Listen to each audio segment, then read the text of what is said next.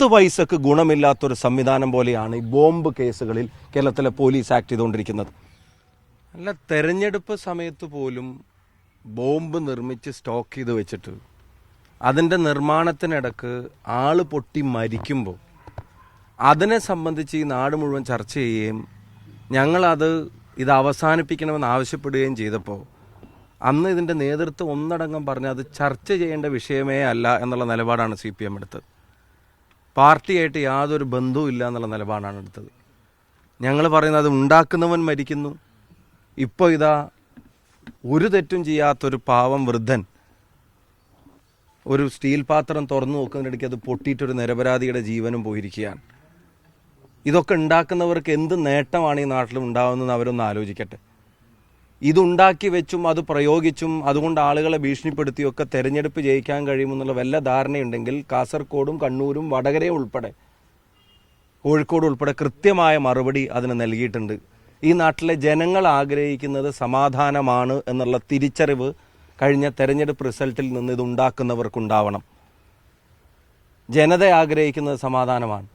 ഒരുപക്ഷെ ഇതിലൊന്നും പങ്കില്ലാത്ത സാധാരണ CPM പ്രവർത്തകൻ പോലും ആഗ്രഹിക്കുന്നത് ഇത് നിൽക്കണം എന്നുള്ളതാണ്.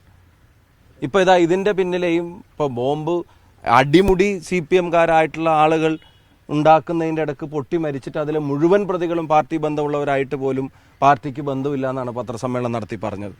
അപ്പോൾ ഇതിൻ്റെയും പൊളിറ്റിക്കൽ റെസ്പോൺസിബിലിറ്റി ഏറ്റെടുക്കാൻ അവർ രംഗത്ത് വരുമെന്നൊന്നും ഞങ്ങൾ പ്രതീക്ഷിക്കുന്നില്ല. കാരണം ഇത് അറിയാത്തൊരു സ്ഥലത്തു നിന്ന് കടന്ന് ഒരാൾ തുറന്നു നോക്കി പൊട്ടി മരിച്ചു. പക്ഷെ ഒരു കാര്യം, ഇതിൻ്റെ ഉത്തരവാദിത്തം ഏറ്റെടുക്കേണ്ട ഒരു വിഭാഗമുണ്ട്. അത് കേരളത്തിലെ പോലീസ് സംവിധാനമാണ്. ആ പോലീസ് സംവിധാനം ഈ നിർമ്മിക്കുന്നവരുടെ മുമ്പിൽ, ഇത് വിതരണം ചെയ്യുന്നവരുടെ മുമ്പിൽ, ഇത് ഒളിപ്പിക്കുന്നവരുടെ മുമ്പിൽ, ഇത് സ്റ്റോക്ക് ചെയ്യുന്നവരുടെ മുമ്പിൽ 10 പൈസക്ക് ഗുണമില്ലാത്തൊരു സംവിധാനം പോലെയാണ് ഈ ബോംബ് കേസുകളിൽ കേരളത്തിലെ പോലീസ് ആക്ട് ചെയ്തുകൊണ്ടിരിക്കുന്നത്. ഞാനിപ്പോൾ ഈ തെരഞ്ഞെടുപ്പുമായിട്ട് ബന്ധപ്പെട്ട അനുഭവം തന്നെ പറയാം. വടകര തെരഞ്ഞെടുപ്പ് കഴിഞ്ഞിട്ട് തെരഞ്ഞെടുപ്പിൻ്റെ അന്നത്തെ ദിവസം രാത്രി കൂത്തുപറമ്പിലെ ഒരു വീടിന് നേരെ ബോംബെറിഞ്ഞു. ഇതുവരെ ഒരാളെങ്കിലും അറസ്റ്റ് ചെയ്തിട്ടുണ്ടോ? എൻ്റെ കോൺസ്റ്റിറ്റ്യുവൻസിയിൽ തന്നെ പറയാം.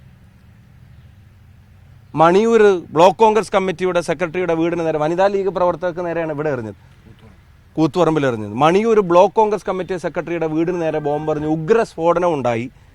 വാതിലിനും ചുമരിനും ഒക്കെ കേടുപറ്റി. തൊട്ടപ്പുറത്തെ ജനലിൻ്റെ താഴെ 1 വയസ്സുള്ള കുഞ്ഞാണ് കിടന്നുറങ്ങിയിരുന്നത്. ഉഗ്ര സ്ഫോടനത്തോടു കൂടി ബോംബ് സ്ഫോടനം. ഈ സെക്കൻഡ് വരെ ഒരാളെ അറസ്റ്റ് ചെയ്തിട്ടില്ല. പാതിരിപ്പറ്റ RMP പ്രവർത്തകൻ്റെ വീട്ടിലേക്ക് ബോംബെറിഞ്ഞു. ചില്ലും ഇതൊക്കെ തകർന്ന് സാധനങ്ങൾ ഉള്ളിലേക്ക് വീണ് അതിൻ്റെ ഉള്ളിൽ ഉഗ്ര സ്ഫോടനം ഉണ്ടായി. ഡൈനിങ് ടേബിളിലുള്ള സാധനങ്ങൾ ഉൾപ്പെടെ എല്ലാം നശിച്ചു. ആ വീടിന് ജനലും വാതിലും ഒക്കെ നശിച്ചു പോയി. ഇതുവരെ ഒരാൾ അറസ്റ്റ് ചെയ്തിട്ടില്ല.